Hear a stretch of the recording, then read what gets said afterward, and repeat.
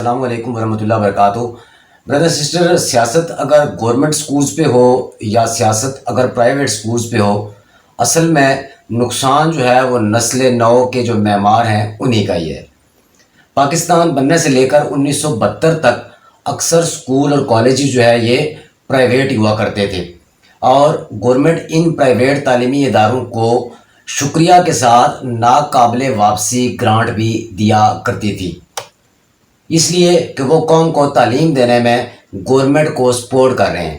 Private تعلیمی اداروں کے نتائج اس وقت بھی انتہائی شاندار ہوا کرتے تھے۔ اچھا، لوگوں کے ذہن میں یہ بات ہے کہ شاید یہ پرائیویٹ سکول کو شاید 10-12 سال یا 20 سال کا ٹرینڈ ہے، ایسا نہیں ہے۔ کہ آپ کے ذہن میں یہ بات ہونی چاہیے کہ پاکستان بننے سے پہلے سے لے کر 1972 تک اکثر سکول جو ہے وہ کالجز جو ہے یہ پرائیویٹ ہی ہوا کرتے تھے۔ 1972 میں بھٹو صاحب نے ان اداروں کو نیشنلائز کیا تھا۔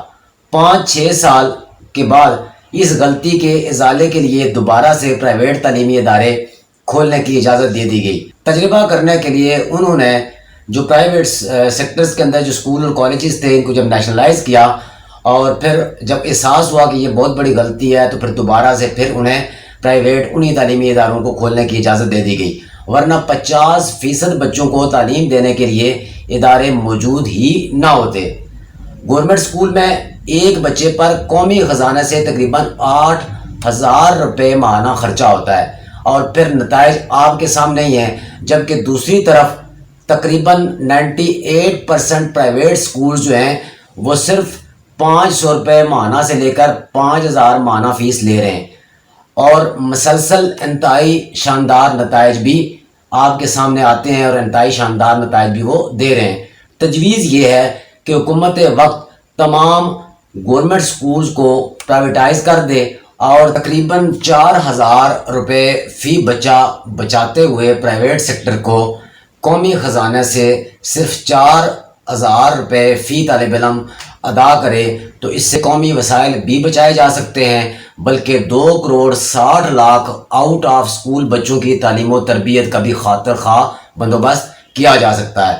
اگر ایسا کر لیا جائے تو یہ وسیع تر قومی مفاد میں ہوگا۔ اس طرح پاکستان کی شرح خواندگی کے اہداف بھی بر وقت پایہ تکمیل تک پہنچ سکیں گے، اور اقوام متحدہ کی طرف سے دی گئی شرح خواندگی کے جو اصول کی ڈیڈ لائن سے پہلے یہ اہداف مکمل ہو سکتے ہیں۔ تعلیم کے خلاف سب سیاسی جماعتیں متحد ہو جاتی ہیں، مختلف صوبوں میں مختلف جماعتوں کی حکومت اور مضبوط اپوزیشن، مگر تعلیمی ادارے بند کرنے پر سارے متحد۔ شراب، مندر یا سود کا کوئی اگر ایشو ہو تو اس پر یہ ساری جماعتیں جمع ہو جاتی ہیں، لیکن کتنے عرصے سے سکول بند ہیں، اور ایک ایک طالب علم کا جو دن، جو ایک لمحہ جو اس کا نقصان ہو رہا ہے، یہ کتنا بڑا قوم کے لیے المیہ ہے۔ اور ان 5-6 ماہ میں جو قوم کا جو ہمارا اثاثہ ہیں، جو بچے ہیں، اور ان کی جو میموری ہے، جو ان کا برین ہے، وہ ڈیڈ ہو چکا ہے۔ لیکن بڑے افسوس سے یہ کہنا پڑتا ہے کہ ہمارے ارباب اقتدار کو تعلیم کی طرف کوئی خاص دلچسپی نہیں۔ اگر کوئی وبائی ایشو ہے تو وہ صرف ہمارے لیے نہیں، ہمارے ملک کے لیے نہیں، بلکہ پوری دنیا کے لیے ہے، تو لہٰذا ہمیں کوئی نہ کوئی ایسا ضرور لائے عمل اپنانا چاہیے تھا جس سے ہم تمام تر، خواہ گورنمنٹ کے ہوں یا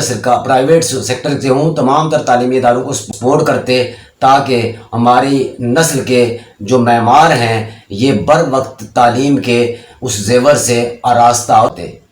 اگر یہ کہا جائے کہ ہمارے پاس تعلیم کا نظام دوبارہ سے اس طرح شروع کرنے کے لیے ہمارے پاس وہ وسائل نہیں اور وہ نظام نہیں، تو میں بڑا حیران ہوں، کیونکہ اگر سچ کہا جائے تو پھر کچھ لوگ ناراض ہو جائیں گے۔ بہرحال اتنا تو ضرور کہوں گا کہ ایک صدر مملکت سے لے کر منسٹر تک کی آپ جو ایک دن کا خرچہ ہے اس کا آپ تخمینہ لگائیں، اس کا آپ اندازہ لگائیں، اور اس کو آپ اسٹڈی کریں۔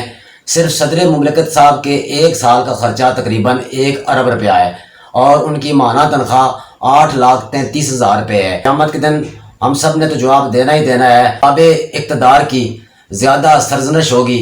اپنے ذہن میں یہ چیز بٹھا رہے ہیں کہ عدل و انصاف فقط حشر پہ موقوف نہیں، زندگی خود بھی گناہوں کی سزا دیتی ہے۔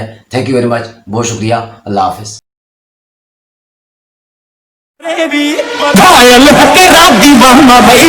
افغان جنوبی بریوی گھائل کے رابی بہما بھیوا